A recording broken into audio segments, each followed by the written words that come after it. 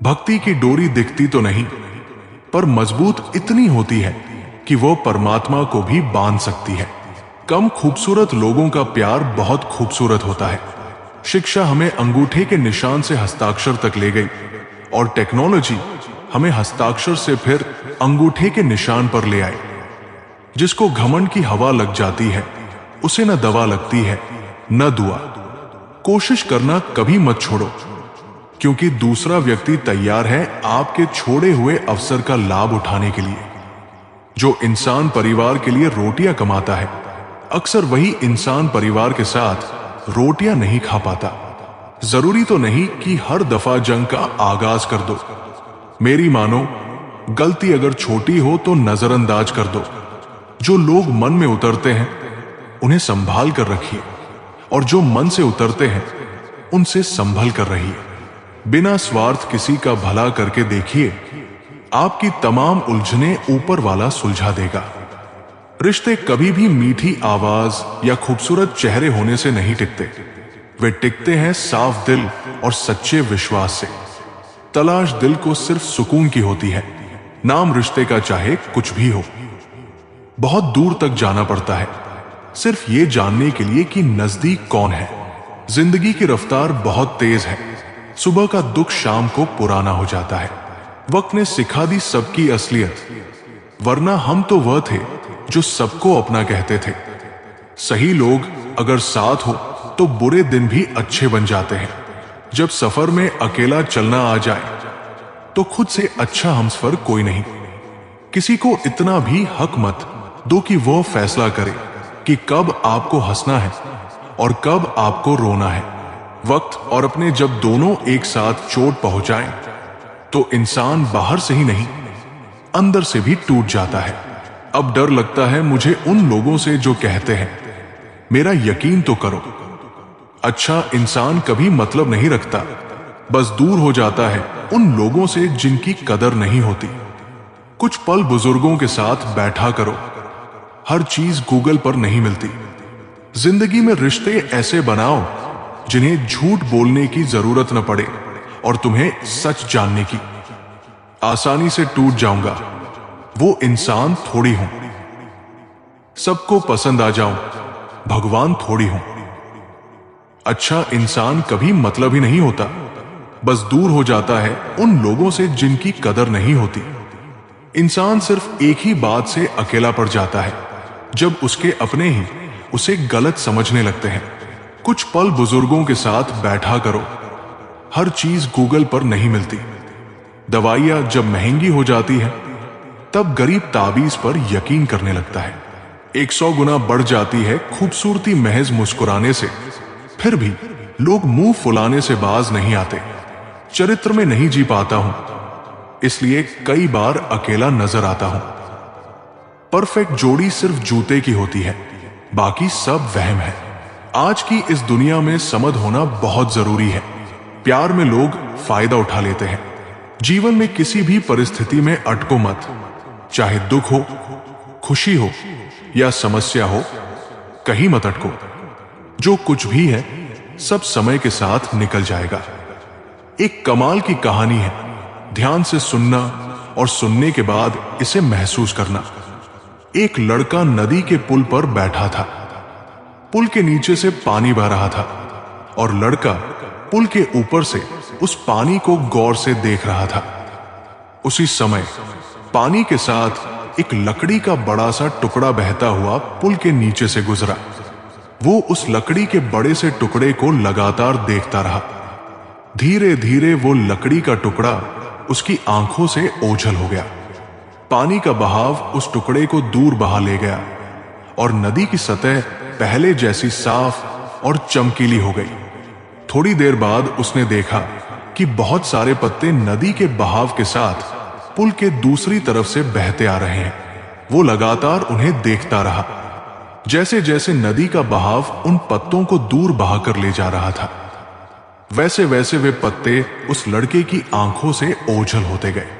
फिर से नदी का पानी साफ और चमकीला हो गया।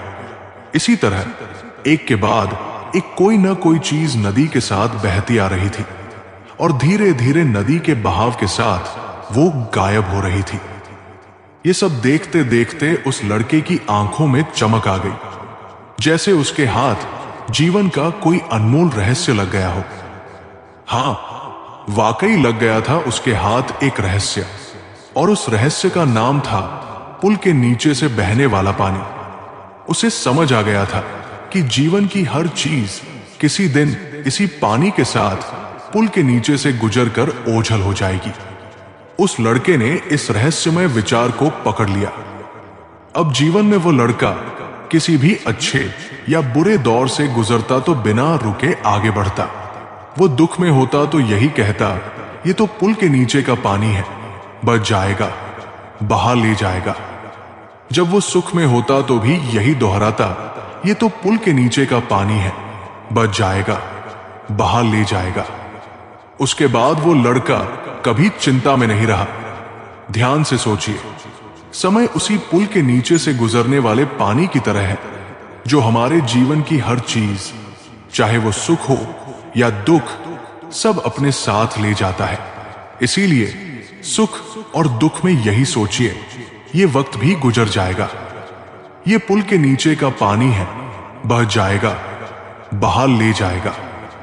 जो लोग कहते हैं कि जीवन कठिन है, वे सही कहते हैं, लेकिन जो कहते हैं कि ये सरल भी हो सकता है, वे भी सही है। फर्क सिर्फ इतना है कि आप इसे किस नजरिए से देखते हैं। इसलिए जीवन के हर उतार चढ़ाव को पुल के नीचे का पानी समझकर आगे बढ़ते रहिए। बातें सिर्फ उनसे साझा करें जो आपकी भावनाओं की कद्र करते हैं, वरना यहां लोग सिर्फ मजाक बनाने के लिए सुनते हैं। जो लोग अंदर से मजबूत होते हैं, वही सबसे ज्यादा मुस्कुराते हैं।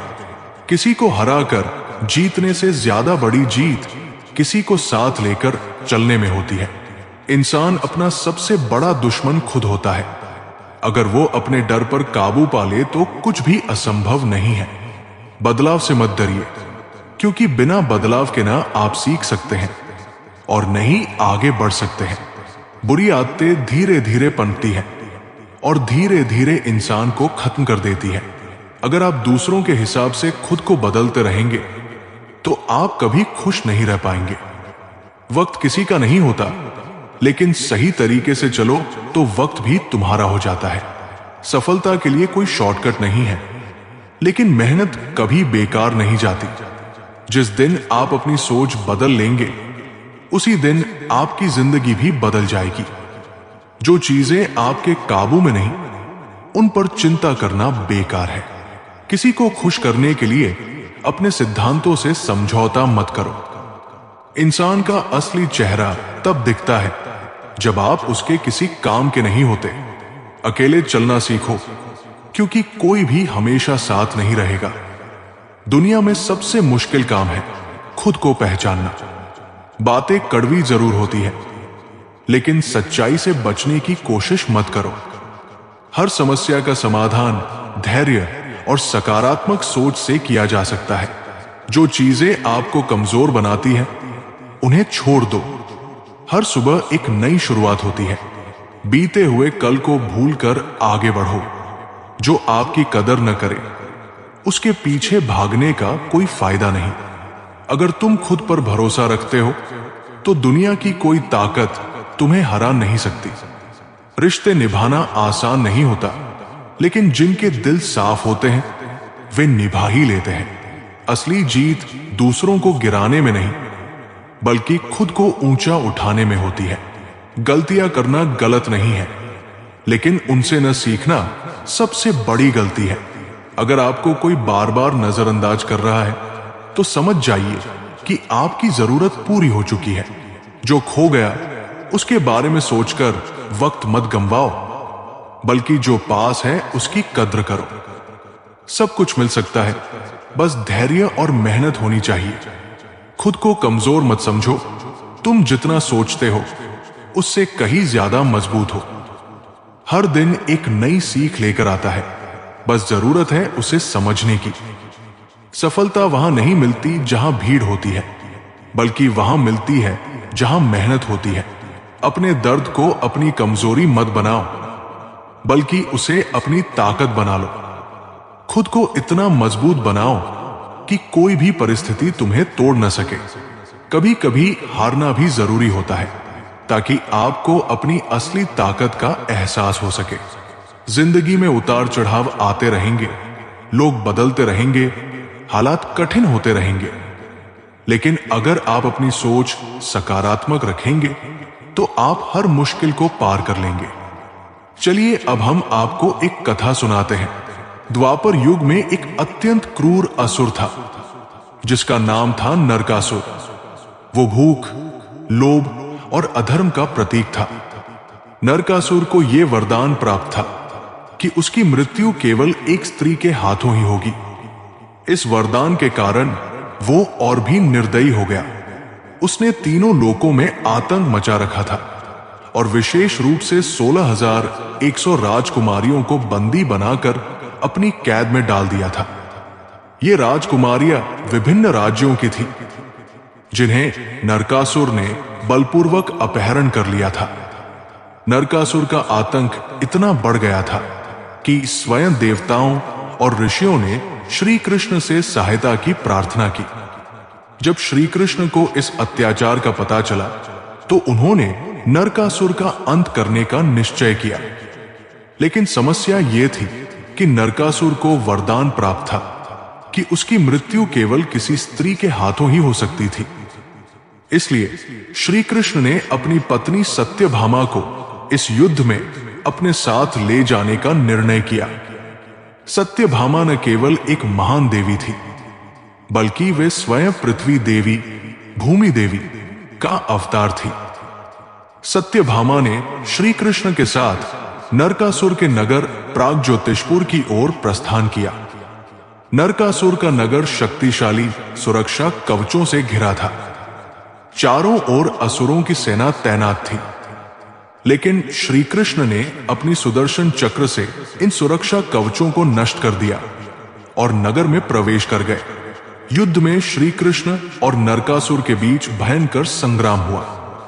जब श्री कृष्ण ने नरकासुर को पराजित कर दिया और उसे मारने वाले थे, तभी सत्यभामा आगे आई और उन्होंने अपने धनुष से नरकासुर को मार गिराया। इस प्रकार सत्यभामा के हाथों नरकासुर का वध हुआ और उसका अत्याचार समाप्त हो गया।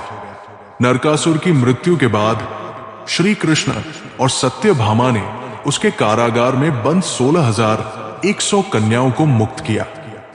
लेकिन इन कन्याओं के सामने एक नई समस्या खड़ी हो गई। उन्हें भय था कि समाज उन्हें स्वीकार नहीं करेगा, क्योंकि वे इतने समय तक नरकासुर की कैद में रही थी। उन्होंने श्री कृष्ण से प्रार्थना की, हे प्रभु, अब हमें कोई भी ग्रहण नहीं करेगा, हमारा जीवन व्यर्थ हो गया है। श्री कृष्ण ने प्रेम पूर्वक कहा, तुम सब अब से मेरी पत्नियां हो। इसके बाद श्री कृष्ण ने 16,100 कन्याओं से विवाह कर समाज को यह संदेश दिया कि किसी स्त्री को अपमानित करना या उसे तिरस्कृत करना अधर्म है। श्री कृष्ण की शिक्षा 1, अधर्म का अंत निश्चित है। नरकासुर कितना भी शक्तिशाली था, लेकिन अंततः उसके पापों का नाश हो गया। 2, स्त्रियों का सम्मान सर्वोपरि है। श्री कृष्ण ने समाज को सिखाया कि किसी भी स्त्री का अपमान नहीं होना चाहिए। 3, भगवान अपने भक्तों की रक्षा करते हैं। जब देवता और ऋषि संकट में पड़े तो श्री कृष्ण स्वयं उनकी सहायता के लिए आए। 4, समानता का संदेश। श्री कृष्ण ने उन 16,100 कन्याओं को अपनाकर यह दिखाया कि कोई भी व्यक्ति पापी नहीं होता, बल्कि परिस्थितियां उसे कमजोर बनाती है। ये कथा हमें सिखाती है कि अधर्म और अहंकार का नाश अवश्य होता है और भगवान सदा अपने भक्तों की रक्षा के लिए तत्पर रहते हैं। श्री कृष्ण का यह कार्य न केवल नारी सम्मान की रक्षा के लिए था, बल्कि ये समाज को यह सिखाने के लिए भी था कि किसी भी व्यक्ति को उसकी परिस्थितियों के आधार पर अपमानित नहीं करना चाहिए। जीवन में सच्चा सुख तब मिलता है जब हम किसी और के चेहरे पर मुस्कान लाते हैं। स्वार्थ से भरी दुनिया में निस्वार्थ प्रेम और सेवा ही असली खुशी देते हैं। जब तक तुम खुद को छोटा समझोगे, दुनिया तुम्हें छोटा ही मानेगी। अपनी काबिलियत पर भरोसा रखो और अपने आप को ऊंचा उठाने का प्रयास करो। सफलता वहां नहीं मिलती जहां सिर्फ सपने होते हैं, बल्कि वहां मिलती है जहां सपनों के लिए मेहनत होती है। सपने देखो, लेकिन उनके लिए कर्म करना मत भूलो। जलती हुई लकड़ी की तरह क्रोध तुम्हें ही जलाता है, दूसरे को नहीं। क्रोध को त्याग दो, शांति को अपनाओ। जो इंसान अपनी गलतियों से सीखता है वही सच्चा ज्ञानी होता है। गलतियां पत्थर नहीं होती जिनसे ठोकर खाकर गिरा जाए, वे तो सीढ़ियां होती हैं जो हमें ऊपर उठाती है। जब लोग तुम्हारी निंदा करने लगे तो समझ लो तुम सही राह पर हो, क्योंकि जो लोग कुछ नहीं करते उनकी ही कोई आलोचना नहीं करता। रिश्ते मोतियों की माला की तरह होते हैं, अगर धागा टूट जाए तो बिखर जाते हैं। इन्हें सहज कर रखो, क्योंकि इन्हें जोड़ने से अच्छा है कि पहले ही मजबूत बनाया जाए। कभी भी अपने अंदर का सूरज बुझने मत देना, चाहे कितनी भी आंधी आए। तुम्हारी रोशनी ही तुम्हें जीवन के अंधकार से बचाएगी। प्रेम और सम्मान वे चीजें हैं जो जितनी दी जाती है उतनी ही बढ़ती है। दूसरों को सम्मान दो, खुद को भी सम्मान मिलेगा। दुनिया में सबसे बड़ी शक्ति आत्मविश्वास है और सबसे बड़ा शत्रु डर। अगर डर को हरा दिया तो सफलता तुम्हारी होगी। खुशी बाहर नहीं, तुम्हारे मन के भीतर है। अगर मन प्रसन्न है तो दुनिया स्वर्ग समान लगेगी। सच्ची दोस्ती वो होती है जहां स्वार्थ के लिए कोई जगह नहीं होती। जहां स्वार्थ आ जाता है वहां मित्रता समाप्त हो जाती है। किसी के पास ज्यादा मत बैठो, क्योंकि ज्यादा पास रहोगे तो कदर खत्म हो जाएगी। रिश्तों में संतुलन बनाए रखना भी एक कला है। जो तुम्हें खोने से न डरे उसे पाने के लिए कभी मत रोना। जिसे तुम्हारी परवाह नहीं उसकी चिंता करना छोड़ दो। कुछ भी स्थायी नहीं है, चाहे दुख हो या सुख। इसलिए दुख में धैर्य रखो और सुख में अहंकार मत करो। जब तक खुद पर विश्वास नहीं करोगे तब तक कोई और भी तुम पर विश्वास नहीं करेगा। अपने आप को मजबूत बनाओ, दुनिया भी तुम्हें मजबूत मानेगी। हर सुबह एक नया अवसर है पुरानी परेशानियों को भूलकर कुछ अच्छा करने का। बीते हुए कल को मत रोको, आने वाले कल को बेहतर बनाओ। शब्दों में इतनी मिठास रखो कि अगर कभी वापस लेने पड़े तो कड़वे न लगे। बोलने से पहले सोचो, क्योंकि शब्द वापस नहीं लिए जा सकते। कर्म ऐसा करो कि ईश्वर भी कहे, ये इंसान मेरे नाम से नहीं अपने कर्मों से जाना जाता है। सच्ची पहचान नाम से नहीं कर्म से होती है। दूसरों से जीतने की बजाय खुद को जीतना ज्यादा कठिन और ज्यादा महत्वपूर्ण है। अगर तुम खुद पर विजय पालो तो पूरी दुनिया तुम्हारे लिए आसान हो जाएगी। जब तक तुम अपनी पहचान खुद नहीं बनाओगे तब तक लोग तुम्हें अपनी नजरों से देखेंगे। खुद को परिभाषित करो, वरना दुनिया तुम्हें अपने हिसाब से परिभाषित कर देगी। जो लोग तुम्हें बार बार गिराने की कोशिश करते हैं वे खुद तुम्हारी ऊंचाई से डरते हैं। तुम्हारी सफलता ही उनके लिए सबसे बड़ा जवाब होगी। यदि तुम्हारा हौसला बुलंद है तो कोई भी मुश्किल तुम्हें हरा नहीं सकती। हर तूफान के बाद सूरज निकलता ही है। जितना अधिक तुम खुद को जानोगे उतना ही शांत और मजबूत बनोगे। खुद की पहचान ही सबसे बड़ी ताकत है। कभी भी अपनी कीमत मत गिरने दो, चाहे हालात कितने भी कठिन क्यों न हो।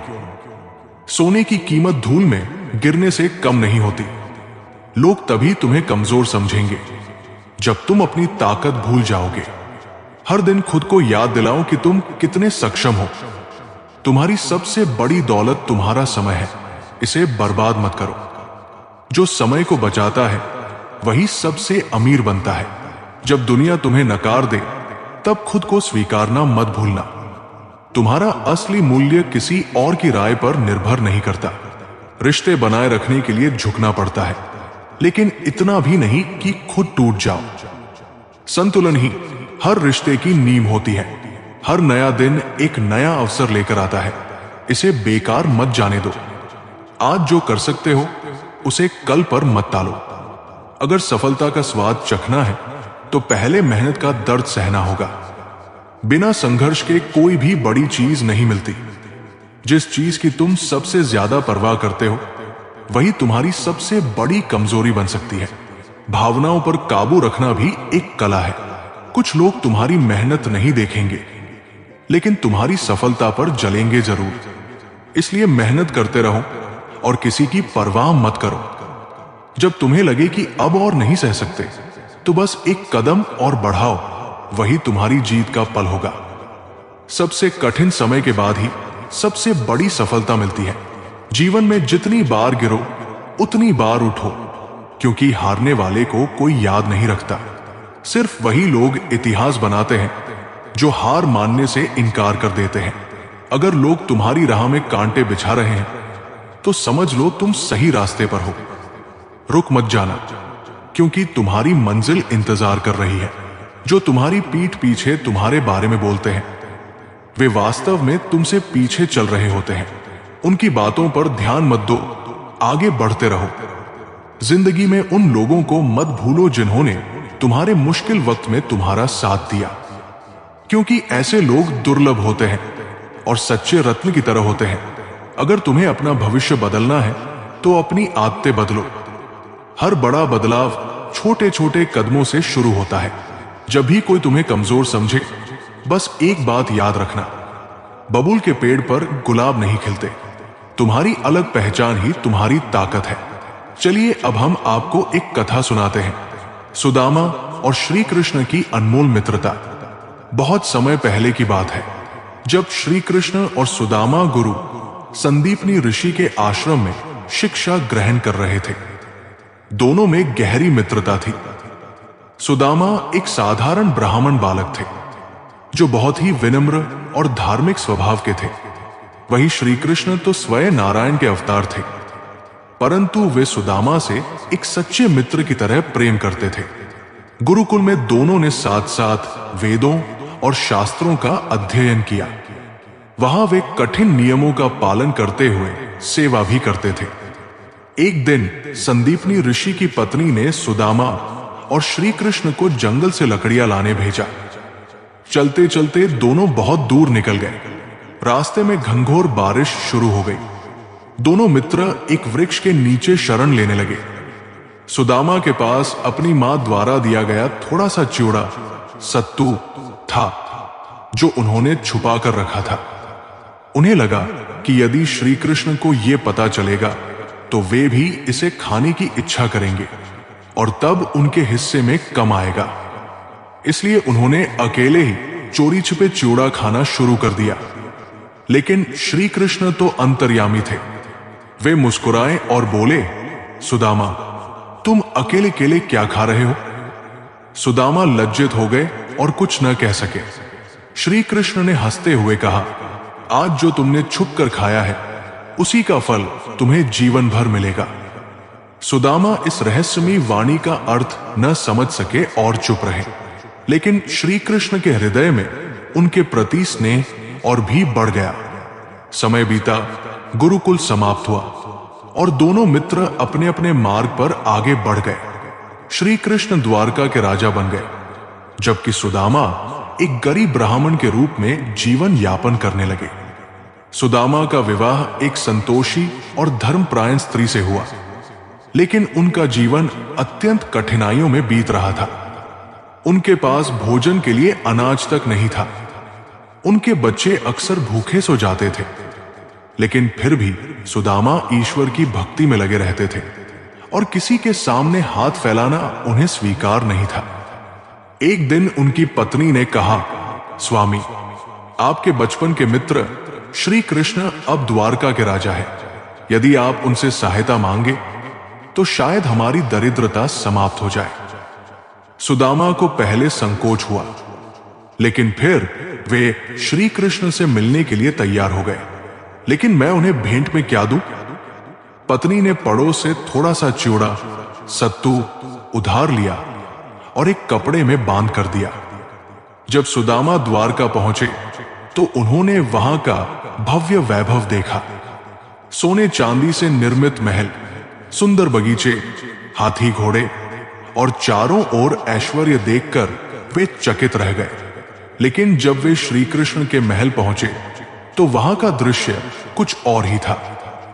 श्री कृष्ण जैसे ही अपने मित्र के आगमन की सूचना पाते हैं, वे नंगे पांव दौड़ते हुए आते हैं। उनके चेहरे पर अद्भुत प्रेम छलक रहा था।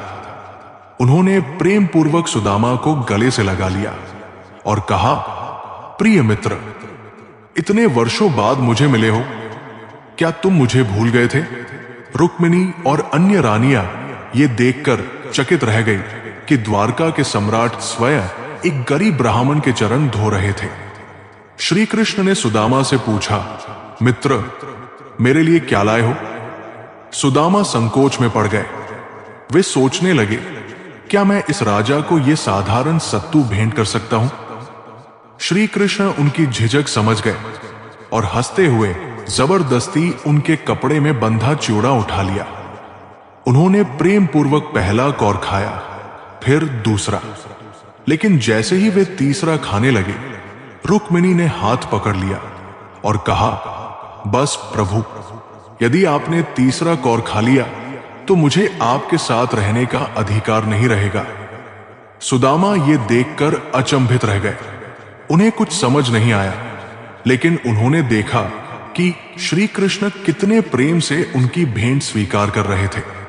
सुदामा कुछ मांगने नहीं आए थे, लेकिन श्री कृष्ण तो अंतर्यामी थे। जब सुदामा अपने गांव वापस लौटे तो उन्होंने देखा कि उनकी टूटी फूटी झोपड़ी की जगह एक भव्य महल खड़ा था। उनकी पत्नी और बच्चे सुंदर वस्त्र पहने हुए थे। घर में धन धान्य की कोई कमी नहीं थी। सुदामा समझ गए कि श्री कृष्ण ने बिना कहे ही उनकी निर्धनता दूर कर दी थी। उनकी आंखों से आंसू छलक पड़े और उन्होंने कहा, हे कृष्ण, तू धन्य है जो बिना मांगे ही अपने भक्तों की सारी इच्छाएं पूरी कर देता है।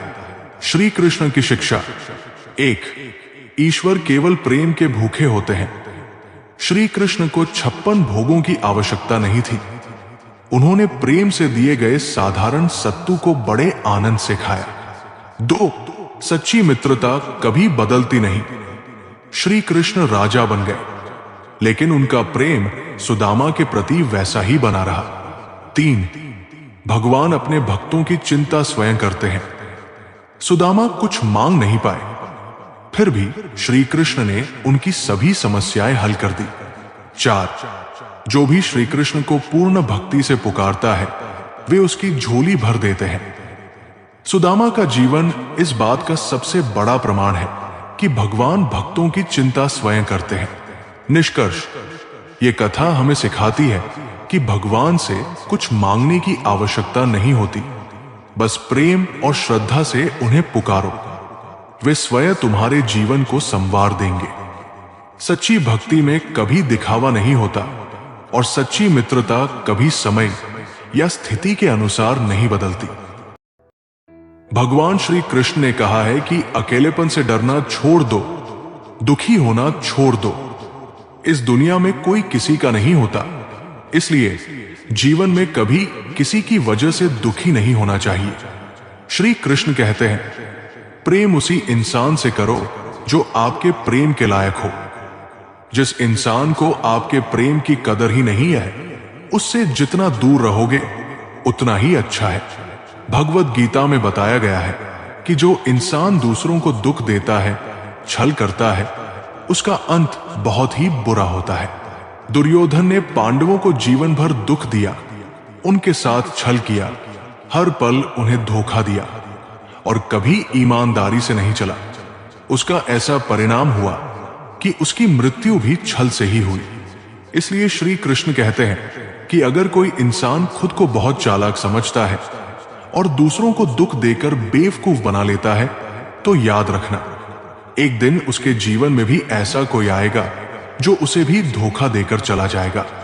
जो जैसा कर्म करता है उसे वैसा ही फल भोगना पड़ता है। भगवान श्री कृष्ण ने कहा है कि अगर कोई आपको धोखा दे या तकलीफ दे तो उसकी परवाह करना छोड़ दो और खुद भी दुखी होना छोड़ दो, बल्कि उससे कुछ सीख लो।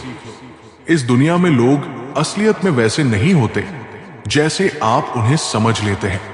यहां हर इंसान मुखौटा लगाकर घूमता है और खुद को अच्छा दिखाने की कोशिश करता है, लेकिन अच्छा बनने की कोशिश कोई नहीं करता। आप किसी के साथ थोड़ा भी गलत व्यवहार करके देखो, सामने वाले का असली रंग दिख जाएगा। या फिर जब आपकी जिंदगी में मुश्किल समय आएगा, तब वक्त खुद आपको उस इंसान की सच्चाई दिखा देगा। इसलिए किसी पर जल्दी भरोसा नहीं करना चाहिए और जरूरत से ज्यादा उम्मीदें नहीं लगानी चाहिए, क्योंकि बाद में सारी उम्मीदें टूट जाती हैं। श्री कृष्ण अर्जुन से कहते हैं, हे अर्जुन, बस एक बार तो अपना मन, दिल और बुद्धि मुझ में लगाकर देख, फिर देखना तुझे कोई दुख नहीं दे पाएगा, तेरा दिल कोई नहीं दुखा पाएगा।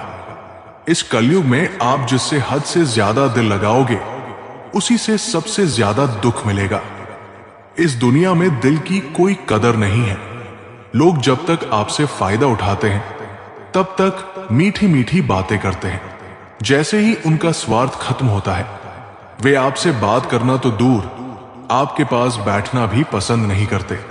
जब आप किसी से पहली बार मिलते हैं, तो उस इंसान पर तुरंत भरोसा मत करो।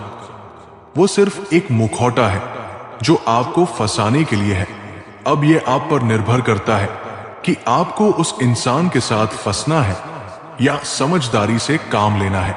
श्री कृष्ण कहते हैं कि अपने गुजरे हुए वक्त को भूल जाओ। अगर आप उसे याद करोगे तो खुद ही परेशान हो जाओगे। समझदार इंसान वही होता है जो बीते हुए समय को भुला देता है।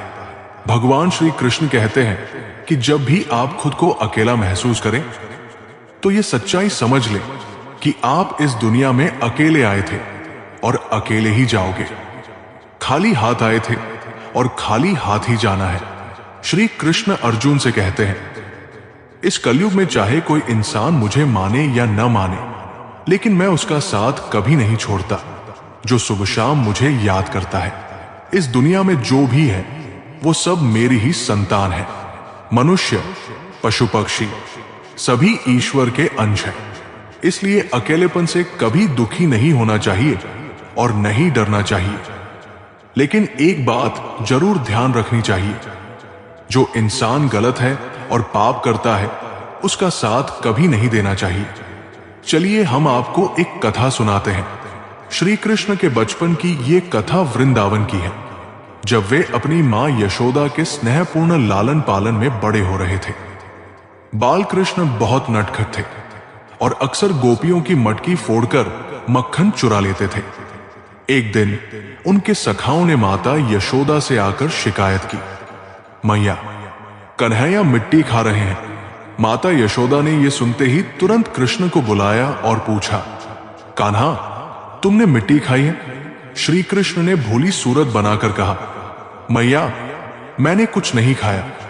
माता यशोदा ने कहा, अगर तुमने कुछ नहीं खाया तो अपना मुंह खोल कर दिखाओ। श्री कृष्ण मुस्कुराए और धीरे धीरे अपना मुंह खोला। जैसे ही माता यशोदा ने कृष्ण का मुंह देखा, वो दंग रह गई। उन्हें कृष्ण के छोटे से मुख में पूरा ब्रह्मांड दिखाई देने लगा। सूर्य, चंद्रमा, काशगंगा, पृथ्वी, देवता, ऋषि, महासागर, पर्वत, संपूर्ण सृष्टि।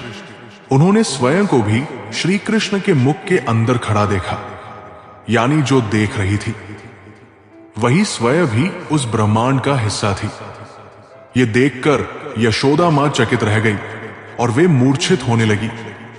तभी श्री कृष्ण ने अपनी माया से उन्हें फिर से सामान्य अवस्था में ला दिया। माता यशोदा ये सब भूल गई और श्री कृष्ण को गले लगाकर प्यार करने लगी, जैसे कुछ हुआ ही ना हो। श्री कृष्ण की शिक्षा, एक, भगवान साकार और निराकार दोनों रूप में है। श्री कृष्ण बाल रूप में माता यशोदा की गोद में खेलते हैं, लेकिन उनके अंदर पूरा ब्रह्मांड भी समाया हुआ है। दो, माया के प्रभाव में जीव सत्य को भूल जाता है। यशोदा जी ने ब्रह्मांड देख लिया था, लेकिन श्री कृष्ण की माया ने उन्हें फिर से भौतिक जगत की ओर लौटा दिया। तीन, ईश्वर के खेल अपरंपार है। कृष्ण ने अपनी बाल लीलाओं से भक्तों को यह बताया कि वे सिर्फ एक साधारण बालक नहीं बल्कि स्वयं परमेश्वर है। ये कथा हमें सिखाती है कि भगवान हर जगह है, लेकिन उनकी पहचान तभी होती है जब हमारी दृष्टि माया से मुक्त होती है। जो भक्त श्री कृष्ण में पूर्ण श्रद्धा रखता है उसे उनके दिव्य स्वरूप के दर्शन अवश्य होते हैं। श्री कृष्ण कहते हैं कि मनुष्य का क्रोध ही उसका सर्वनाश कर देता है। क्रोधी इंसान का कोई मित्र नहीं होता, हर कोई उससे दूर भागता है, उसके रिश्ते खत्म हो जाते हैं और कोई उसके साथ रहना नहीं चाहता। भगवान श्री कृष्ण भगवद गीता में उपदेश देते हैं कि चाहे आप कितने भी अच्छे हों, लेकिन अगर बुरे लोगों की संगत में रहोगे तो आपका भी वही हाल होगा जो उनका होता है।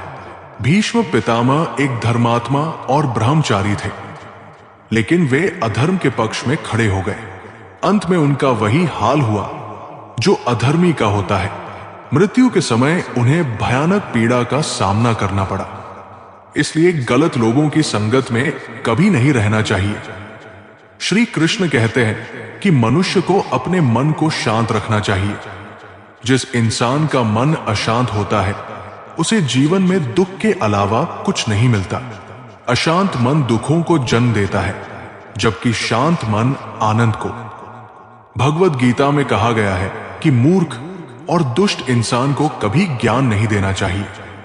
उन्हें ज्ञान देने से उनके अहंकार को चोट लगती है और वे मन में बैर पाल लेते हैं। समय आने पर वही लोग आपको नुकसान पहुंचाते हैं और दुख देते हैं। श्री कृष्ण कहते हैं, जो इंसान आपके सामने अपनापन दिखाता है वही पीठ पीछे आपको नुकसान पहुंचाने वाला होता है। ऐसे लोगों से दूर रहना चाहिए। भगवद गीता में कहा गया है कि जहां आपके लिए प्रेम और इज्जत नहीं है वहां कभी नहीं जाना चाहिए। चलिए अब हम आपको एक कथा सुनाते हैं। महाभारत काल में विदुर, जो धृतराष्ट्र के प्रधानमंत्री और महात्मा धर्मराज के अवतार माने जाते थे, श्री कृष्ण के परम भक्त थे। विदुर के घर में अधिक संपन्नता नहीं थी, लेकिन वे धर्म और सत्य के मार्ग पर अडिग थे। एक बार जब श्री कृष्ण हस्तिनापुर आए तो धृतराष्ट्र, दुर्योधन और अन्य कौरवों ने उन्हें अपने महल में भोजन के लिए आमंत्रित किया। दुर्योधन ने उनके लिए 56 भोग की व्यवस्था की, लेकिन श्री कृष्ण ने वहां भोजन करने से मना कर दिया। दुर्योधन ने आश्चर्य से पूछा, हे माधव, मैंने आपके लिए इतने व्यंजन तैयार करवाए हैं, फिर भी आप इन्हें क्यों अस्वीकार कर रहे हैं? श्री कृष्ण मुस्कुराए और बोले, मुझे भोजन की नहीं, प्रेम की भूख है। मैं वही जाऊंगा जहां प्रेम से बुलाया जाएगा। ये कहकर श्री कृष्ण सीधे विदुर के घर चले गए। विदुर घर पर नहीं थे, लेकिन उनकी पत्नी विदुरानी थी। जब उन्होंने देखा कि स्वयं श्री कृष्ण उनके घर आए हैं तो वे प्रेम से अभिभूत हो गई और खुशी के आंसू बहाने लगी। लेकिन घर में कोई विशेष भोजन नहीं था। विदुरानी घबराने लगी कि वे क्या खिलाए। तभी उनकी नजर केले के एक गुच्छे पर पड़ी। भाव विह्वल होकर उन्होंने जल्दी जल्दी केले छीलने शुरू किए, लेकिन प्रेम में डूबी हुई वे भूल गई और श्री कृष्ण को छिलके ही खिला दिए। श्री कृष्ण प्रेममय मुस्कान के साथ उन छिलकों को बड़े आनंद से खाते रहे। जब विदुर घर आए तो उन्होंने ये देखा और आश्चर्य से बोले, अरे देवी, तुमने भगवान को केले देने के बजाय छिलके खिला दिए। तब विदुरानी ने होश संभाला और लज्जित होकर श्री कृष्ण से क्षमा मांगी। लेकिन श्री कृष्ण हंसकर बोले, विदुर, मुझे इन छिलकों में भी अमृत मिल रहा है, क्योंकि ये प्रेम से दिए गए हैं। एक, ईश्वर को भोग या धन नहीं, प्रेम चाहिए। श्री कृष्ण ने 56 भोग ठुकरा दिए, लेकिन विदुरानी के प्रेम से दिए गए छिलकों को स्वीकार किया। 2, सच्ची भक्ति में धन का कोई महत्व नहीं। भक्ति प्रेम और समर्पण से की जाती है, न कि ऐश्वर्य और वैभव से। 3, भगवान सच्चे भक्तों के हृदय में निवास करते हैं। विदुर के घर भले ही साधारण भोजन था, लेकिन वहां प्रेम और भक्ति की भरमार थी, इसलिए श्री कृष्ण वहीं गए। ये कथा हमें सिखाती है कि भगवान श्री कृष्ण को दिखावे की पूजा या भव्यता नहीं चाहिए, बल्कि सच्चे प्रेम और भक्ति से किया गया छोटा सा अर्पण भी उन्हें प्रिय होता है। जब हम प्रेम और श्रद्धा से भगवान को कुछ अर्पित करते हैं तो वे उसे सहर्ष स्वीकार कर लेते हैं। जीवन में जब भी हम खराब दौर से गुजरते हैं तो मन में ये विचार जरूर आता है कि परमात्मा मेरी परेशानियां देखता क्यों नहीं है, मेरी परेशानियां दूर क्यों नहीं करता। लेकिन सुख दुख तो हमारे जीवन का हिस्सा है। जीवन है तो परेशानियां भी होंगी। एक युवक की अपनी तमाम परेशानियों के लिए भगवान से शिकायत पर आधारित ये कहानी है। नवीन अपनी परेशानियों से जूझ रहा था। उसे लगता था कि अकेला वही संसार का सबसे दुखी व्यक्ति है, सिर्फ उसी के जीवन में तमाम मुसीबतें हैं। उसे भगवान से इस बात की बड़ी शिकायत रहती थी कि भगवान ने संसार के सारे दुख उसके हिस्से दे दिए और फिर सब कुछ भूलकर कानों में रुई लगाकर सो गए हैं। नवीन सोते जागते भगवान से प्रार्थना करता और फिर कभी भगवान को दोष देता तो कभी खुद को कोसता रहता। भगवान ना तो उसकी विनती सुन रहे थे और ना ही उसके उलाहने। अब नवीन बेचारा करे भी तो क्या करे। एक मुसीबत खत्म होती नहीं कि दूसरी आ जाती। एक दिन उसने सोने से पहले प्रार्थना की, प्रभु मैं आपके सामने कहता थक गया, अब और मिन्नतों की इच्छा नहीं है। एक अंतिम बार कह रहा हूं, कृपा करके मेरी प्रार्थना सुन लीजिए। अगर आपको मेरे दुख नहीं मिटाने हैं तो कम से कम इतना तो कर सकते हैं कि किसी ऐसे व्यक्ति के दुखों से मेरा दुख बदल दीजिए जिसके जीवन में मुझसे कम दुख हो। हमेशा के लिए नहीं तो कम से कम कुछ महीनों के लिए ही सही, थोड़े दिन के लिए मुझे भी कुछ राहत मिल जाए। अब भगवान ने नवीन की आखिरी इच्छा सुनी ली। उसे उस रात सपने में भगवान दिखे। भगवान बोले, बालक मैं तुम्हारी प्रार्थना रोज सुनता था, पर मैं उनके ऊपर ध्यान ज्यादा दे रहा था जो तुमसे भी ज्यादा तकलीफ में है। खैर तुम अपने सारे कष्टों को विस्तार से एक कागज पर लिखो, फिर एक गठरी बनाओ और शहर के मुख्य चौराहे पर जाकर उसे टांग आओ। नवीन हड़बड़ाकर नींद से जागा। पहले तो उसे बिल्कुल यकीन ही नहीं हुआ कि सच में भगवान आए थे और उन्होंने उससे ये सब बातें कही है। फिर सोचा कि आजमाने में क्या हर्ज है, क्या पता इससे ही कोई रास्ता निकल आए। उसने भगवान के दिए आदेश के अनुसार अपनी सारी परेशानियां अलग अलग कागजों पर लिखी। इतनी परेशानियां लिख डाली कि सच में कागज का ढेर खड़ा हो गया और उसे गठरी में बांधना पड़ा। अब नवीन ने अपनी गठरी उठाई और पहुंच गया चौराहे पर। लेकिन वहां पहुंचकर चौराहे का नजारा देखकर अचंभे में पड़ गया।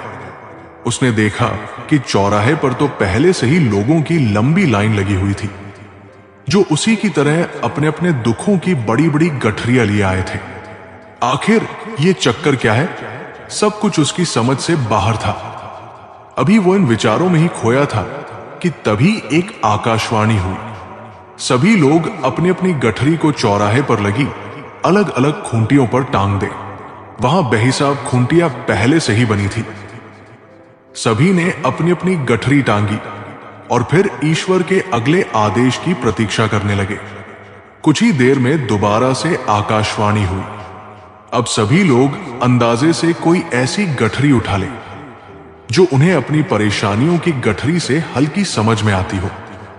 अब उन्हें वही दुख भोगने होंगे जो उनकी चुनी गई नई गठरी में दर्ज होंगे।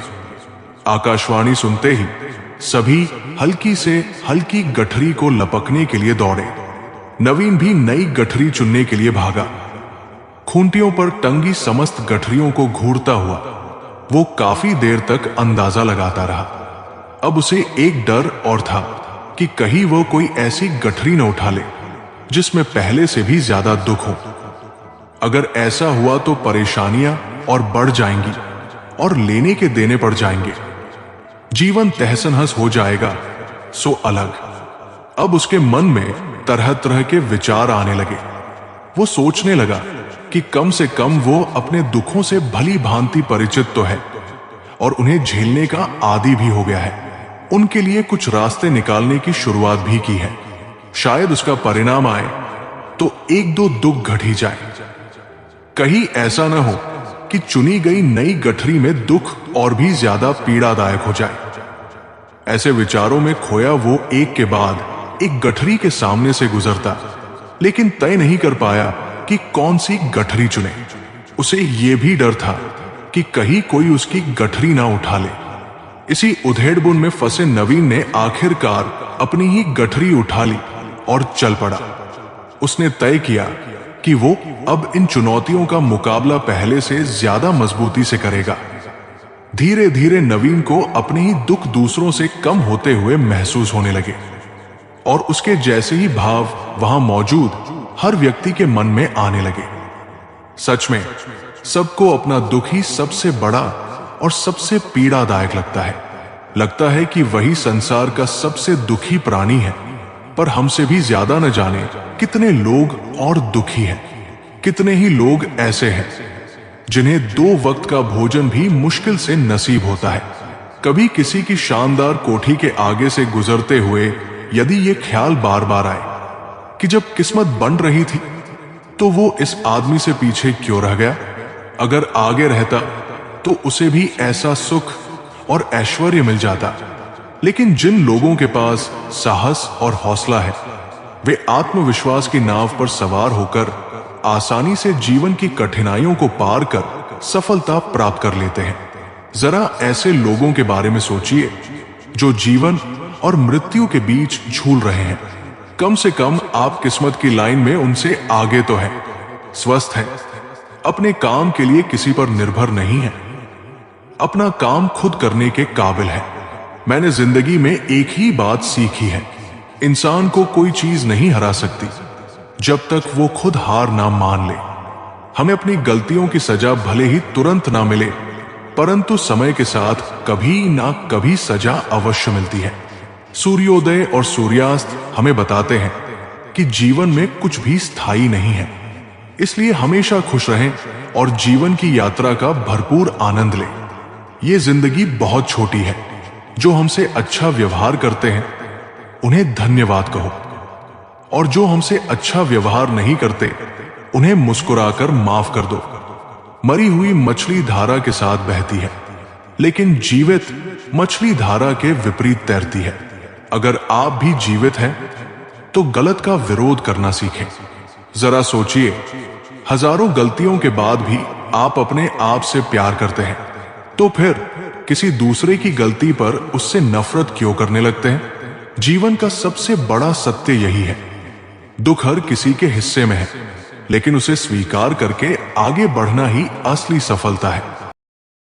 जय श्री राधे कृष्णा मित्रों, अब हमारी ये वीडियो यहीं पर खत्म होती है। अगर आप हमारे चैनल पर पहली बार आए हो तो चैनल को सब्सक्राइब, वीडियो को लाइक और कमेंट में जय श्री राधे कृष्णा लिखना मत भूलना। मिलते हैं एक नई वीडियो में। धन्यवाद।